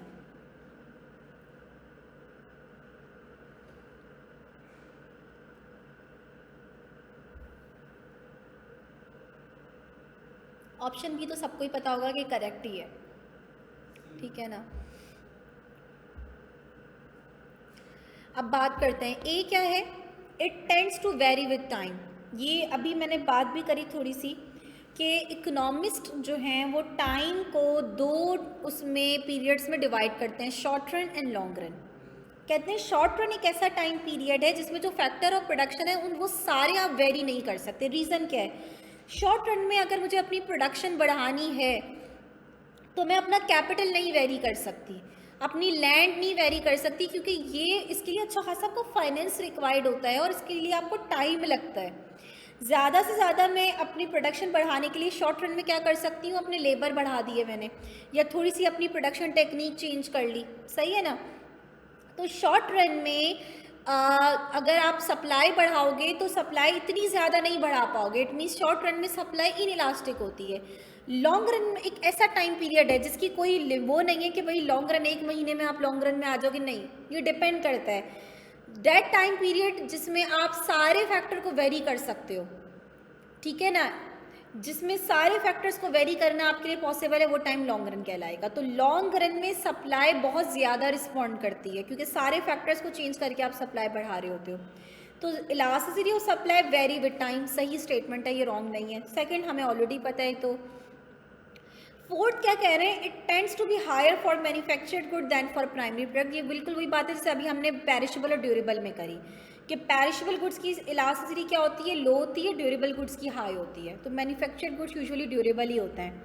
तो ऑप्शन सी करेक्ट नहीं है, हम इसकी कोई measurement with respect to efficiency नहीं कर रहे होते, तो ये आपकी जो है वो रॉन्ग स्टेटमेंट हो जाएगी।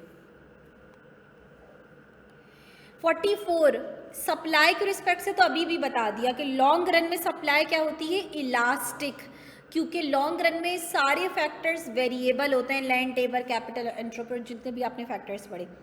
डिमांड के रिस्पेक्ट से भी शॉर्ट रन और लॉन्ग रन होता है। अब इसकी बेहतरीन मिसाल हम ले सकते हैं कि अभी जब हमारा एक बड़ा हमने काम करना शुरू किया बायकॉट का, ठीक है, तो हमने इमीडिएट क्या प्रॉब्लम्स हमने फेस करी, हमने ये प्रॉब्लम्स फेस करी कि बहुत हमें पता चला कि यार सारी चीज़ें ही उन्हीं की हैं, हमारी तो लोकल प्रोडक्ट ही नहीं है कोई। तो हमें सबसे पहली प्रॉब्लम ये फेस करनी पड़ी कि भाई सब्सिट्यूट्स ना होने के बराबर थे, बहुत कम अवेलेबल थे। दूसरे जो सब्सिट्यूट थे जब हमने उनको यूज़ करना स्टार्ट किया तो हमें पता चला उनकी क्वालिटी बिल्कुल ख़राब है, ठीक है, और हमारी आदत थी उन चीज़ों को कंज्यूम करने की, हम हैबिचुअल थे उन चीज़ों को कंज्यूम करने के।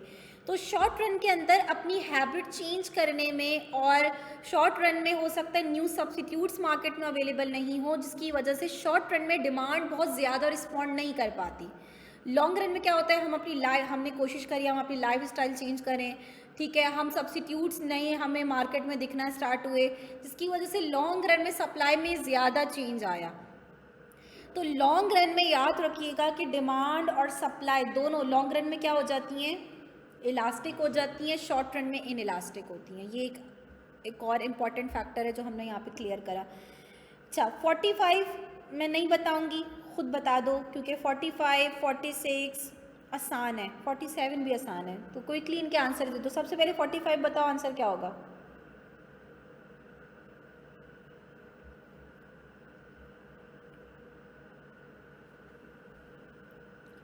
अली हैदर, हमजा अहमद, यार तुम लोग फॉर्मूला जहन में रखो ना भाई। परफेक्टली, हमजा क्या हो गया, ऐसी क्या बात कर भाई, फॉर्मूला क्या है, percentage change in supply numerator में है, percentage change in price denominator में है। डिनोमिनेटर अगर न्यूमरेटर से ज़्यादा चेंज होगा तो आंसर लेस देन 1 आएगा, इन इलास्टिक होगी सप्लाई। सिंपल सी बात है, सिंपल, ये तो अब इतनी दफ़ा हम डिस्कस कर चुके हैं, सही है। नंबर सोच लिया करो कि हम कह रहे हैं कि सप्लाई में 5% चेंज आ रहा है प्राइस के 10% चेंज होने की वजह से, तो आंसर जाहिर है लेस देन 1 आएगा। 46 price elasticity of demand is 2, तो ग्रेटर देन 1 है ना, तो डिमांड क्या होगी, इलास्टिक। और इलास्टिक डिमांड के अंदर हम अपने कर्व को कैसा बनाते हैं, फ्लैट बनाते हैं। ये अभी मैंने आपको बना के दिखा दिया था, ठीक है। 47 the price elasticity of demand range between, range क्या है जो मैंने डिग्रीज बता दी, 2 एक्सट्रीम थे, एक में 0 हो रही थी, एक में इन्फिनिटी हो रही थी, तो इन बिटवीन रहेगी, 0 to इन्फिनिटी रहती है आपकी। इन case of perfectly in elastic it is 0, in case of perfectly elastic it is infinity. 48 बहुत आसान है, बार बार वही सेम बातें रिपीट है।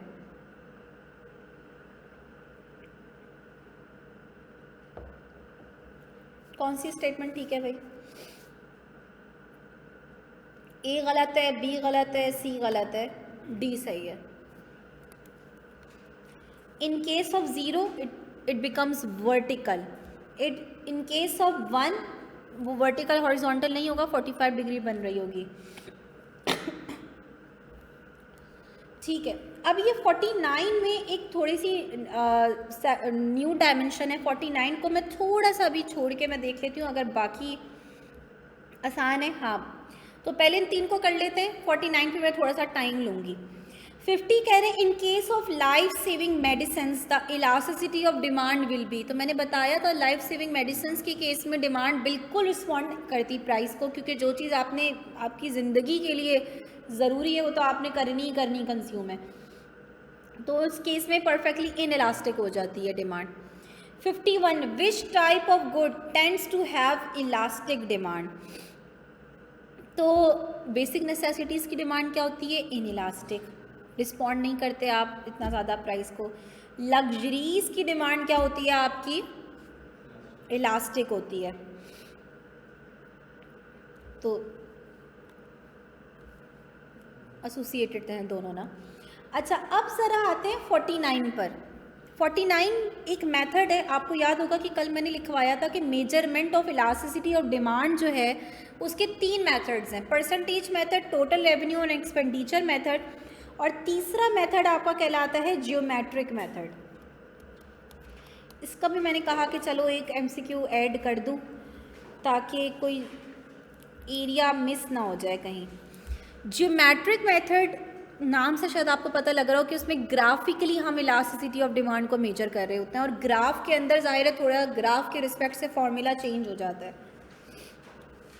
आप कह लो ये पॉइंट मेथड की ही एक्सटेंशन है कि आप इसको ग्राफिकली देख रहे हैं। तो इसका एक फॉर्मूला है जो थोड़ा सा आपको याद करना पड़ेगा कि lower segment of the demand curve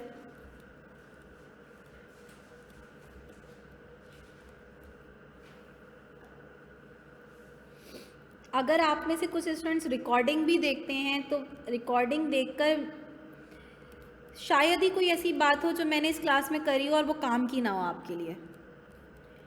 तो कोशिश करो कि छोटी छोटी बातें जो मैं कर रही हूँ उनको लिखते जाओ अपने पास ना, अगर टाइम हो, क्योंकि वो सारी बातें किसी न किसी फॉर्म में आपके पास MCQs में आएंगी। ठीक है ना? ये फॉर्मूला है lower segment of the demand का divided by upper segment of the demand का। इजीएस्ट मेथड है, कोई मुश्किल मेथड नहीं है। अभी मैं बताऊंगी तो आप लोगों को समझ में आ जाएगा कि ये कोई मुश्किल बात नहीं करेंगे हम इसमें। बेसिकली इस मेथड में हम क्या करते हैं, हम इस मेथड में बोलते हैं कि अगर डिमांड कर्व के किसी एक पर्टिकुलर पॉइंट की हमें इलास्टिसिटी फाइंड करनी हो तो वो हम इस मेथड के थ्रू करते हैं। तभी मैंने कहा कि ये पॉइंट मेथड की ही एक्सटेंशन है एक तरीके से, कि हम इसको ग्राफिकली देख रहे हैं। इस मेथड में इलास्टिसिटी मेजर करने के लिए जो मैं डिमांड कर्व मैंने यहाँ पे बनाया है वो आप देख रहे हो कि दोनों एक्सिस से मैंने ज्वाइन कर लिया है, और मैं यहाँ पे एक काम कर रही हूँ। ये तो हो गए 2 पॉइंट्स। अब मैं एक पॉइंट इसके मिड में बना रही हूँ और फिर इन दोनों को भी मैं डिवाइड कर रही हूँ। तो मैंने इन टोटल 5 पॉइंट्स बना दिए हैं। बाद में मैं आपको बता दूंगी कि ये 5 पॉइंट्स बनाना ज़रूरी नहीं है, ये सिर्फ आपको एक बात समझाने के लिए बनाए। आपके पास यहाँ पे सेगमेंट के हवाले से टर्म यूज़ हुई है ना, तो यहाँ पे आप देख रहे हो इस डिमांड कर्व को मैंने 4 सेगमेंट्स में डिवाइड कर दिया है। एक इन दोनों पॉइंट्स के दरमियान का सेगमेंट, एक B और C के दरमियान का सेगमेंट, C और D के दरमियान आपका ये 3rd सेगमेंट है, और D से E पॉइंट के दरमियान का ये 4th सेगमेंट है। तो मैंने इस डिमांड कर्व को 4 सेगमेंट्स में डिवाइड कर दिया। सिर्फ ये समझाने के लिए एक तरीका मैंने यूज़ करा है, ये कोई ज़रूरी नहीं है। अब मैं ये देखना चाह रही हूँ कि इन 5 पॉइंट्स की अगर मुझे इलास्टिसिटी फाइंड करनी हो तो कैसे निकलेगी। तो सबसे पहले मैं आपको सिर्फ 1 से 2 पॉइंट की इलास्टिसिटी बता दूँगी, आप बाकी खुद आराम से निकाल लोगे। पॉइंट A की इलास्टिसिटी कैसे निकालोगे? फॉर्मूला क्या है? Lower segment of the demand curve divided by upper segment of the demand curve. Point A से नीचे जितने सेगमेंट्स हैं वो सारे लोअर ही हैं, सारे लोअर है ना। तो हम क्या लिखेंगे, ए से लेकर ई तक क्या है, लोअर सेगमेंट है। क्या पॉइंट ए से ऊपर आपको कोई सेगमेंट दिख रहा है, कोई सेगमेंट नहीं है, तो क्या आ गया आपका 0 आ गया। आंसर क्या आएगा, इन्फिनिटी। कौन सी टाइप हो गई, परफेक्टली इलास्टिक डिमांड। तो पॉइंट ए पे इलास्टिसिटी परफेक्टली इलास्टिक है।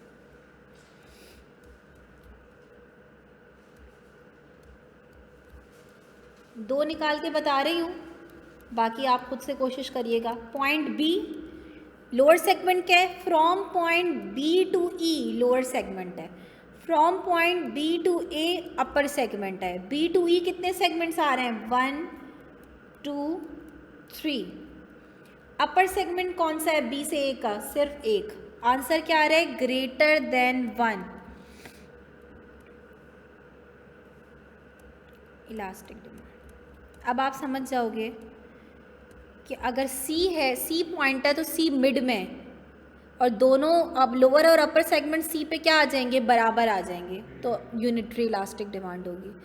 तो इसके लिए ये इस तरीके से डिमांड कर्व बनाने की और या आपके पास बन के आने की रिक्वायरमेंट नहीं होगी। अगर वो आपको बाकी निकाल लेना, निकाल लोगे ना, बाकी तो मुश्किल नहीं है। सी पे C to E divided by C to A, 2 divide by 2 1, ठीक है ना। इसी तरीके से बाकियों की आ जाएगी। अगर वो आपको एक डिमांड कर्व बना के देता है, वैसे भी इतनी मुश्किल बातें आपके टेस्ट में होंगी नहीं, अगर वो एक डिमांड कर्व आपको बना के देता है और उसके किसी भी पॉइंट पे मार्क कर देता है, लेट्स सपोज यहाँ मार्क कर दिया, आपने जस्ट फॉर्मूला जहन में रखना है, lower segment divided by upper segment. आपको मैथ्स का रूल पता है कि अगर न्यूमरेटर की वैल्यू ग्रेटर देन डिनोमिनेटर होगी तो आंसर ग्रेटर देन 1 आएगा, लेस देन होगी तो लेस देन 1 आएगा। क्योंकि इसमें लोअर सेगमेंट क्लियरली दिख रहा है कि लेस देन अपर सेगमेंट है, तो आंसर लेस देन 1 आना है, डिमांड इनइलास्टिक होगी, ठीक है ना। अगर यहाँ कहीं आ गया तो लोअर सेगमेंट ग्रेटर देन अपर सेगमेंट है, इलास्टिक डिमांड होगी। अगर मिड में आपको लग रहा है तो इट इज़ यूनिटरी इलास्टिक, ठीक है। लेकिन यहाँ से एक और बात आपको समझ में आई कि डिमांड कर्व के हर पॉइंट की इलास्टिसिटी सेम नहीं होती, वेरी करती है। और यही बात आपके उस MCQs में भी आपसे कह रहे हैं कि the demand curve in the given figure illustrate the demand for a product with zero price elasticity of demand at all prices, नहीं। आप price elasticity of demand that is different at all prices, बिल्कुल सही statement है आपकी कि हर point पर different है। अब शायद किसी स्टूडेंट के जहन में ये बात है कि यहाँ पे जो डिमांड कर्व बना हुआ है वो स्ट्रेट लाइन नहीं है बल्कि कर्वी लीनियर है, ठीक है ना। कर्वी लीनियर अगर आपके पास डिमांड कर्व आ जाता है तो वो भी कोई मुश्किल बात नहीं है। फॉर एग्जांपल मैं आपको ये डिमांड कर्व बना के देती हूँ और आपसे बोलती हूँ इस पॉइंट की इलास्टिसिटी बताएं, तो इसका तरीक़ेकार ये कि इस पॉइंट से टेंजेंट करती हुई आप एक स्ट्रेट लाइन ही बनाओगे।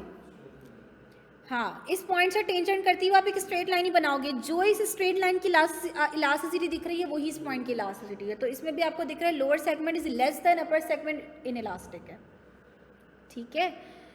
अमजद क्या समझ में नहीं आया, आपको क्या एक्सप्लेन करूँ मैं, एक दफ़ा वो भी बता दें मुझे। यहाँ तक मैंने कोशिश करी है कि सारे कॉन्सेप्ट जो हैं वो आप लोगों के कवर हो जाएं elasticity of demand and supply के कॉन्सेप्ट से। इसके बाद जो हम टॉपिक स्टार्ट करेंगे मार्केट स्ट्रक्चर का, वो बहुत इंपॉर्टेंट है और मैं स्टिल सोच रही हूँ कि उसमें क्या बताऊँ आपको और क्या नहीं बताऊँ, क्योंकि अगर मैं उसमें एक्सप्लेनेशन देने लग गई इतनी ज़्यादा जितनी मैं दे रही हूँ, जैसे मैंने इस टॉपिक में दे दी पॉसिबल था, उस टॉपिक में अगर मैं एक्सप्लेनेशन देने लग गई तो बड़ा मसला हो जाना है, क्योंकि वो बड़ा डिटेल्ड टॉपिक है। लेकिन चले अपनी तरफ से मैं पूरा 100% कोशिश करूँगी कि जितनी एक्सप्लेनेशन दे सकूँ आप लोगों को, कि आप विदाउट एक्सप्लेनेशन MCQs कैसे सॉल्व करेंगे, वो तो रट्टा मारना पड़ेगा आप लोगों को। मैं चाह नहीं रही कि आप लोगों को इस तरीके से काम करना पड़े। चलें देखते हैं। अमजद हमने कुछ भी नहीं किया, जस्ट फार्मूला जहन में रखना है आपको। जो भी पॉइंट आपको दिया जाए उस पॉइंट से नीचे ये सारे जो पॉइंट्स हैं ना, इनके दरमियान का जो एरिया उसको हम सेगमेंट कह रहे हैं। तो बेसिकली हमने डिमांड कर्व को ऐसे बनाया, उसको 4 सेगमेंट्स में डिवाइड कर दिया। और जब भी आपको किसी पॉइंट की इलास्टिसिटी फाइंड करनी होगी तो आप उस पॉइंट पे देखोगे कि लोअर सेगमेंट अपर सेगमेंट से ज़्यादा है या कम है, और उसकी बेस पर आप जवाब दे रहे हो, ठीक है। तो क्लास का टाइम क्योंकि ओवर हो गया है, मेरी दूसरी क्लास भी है, तो इसलिए मैं यहाँ पे एंड कर रही हूँ। ये एक ही जगह पे मैंने सारा काम किया हुआ है ताकि मुझे अलग अलग पीडीएफ ना बनाना पड़े। ये आपने अच्छा किया कि मुझे याद दिला दिया, मैं अभी पीडीएफ बना के शेयर कर देती हूँ आप लोगों से।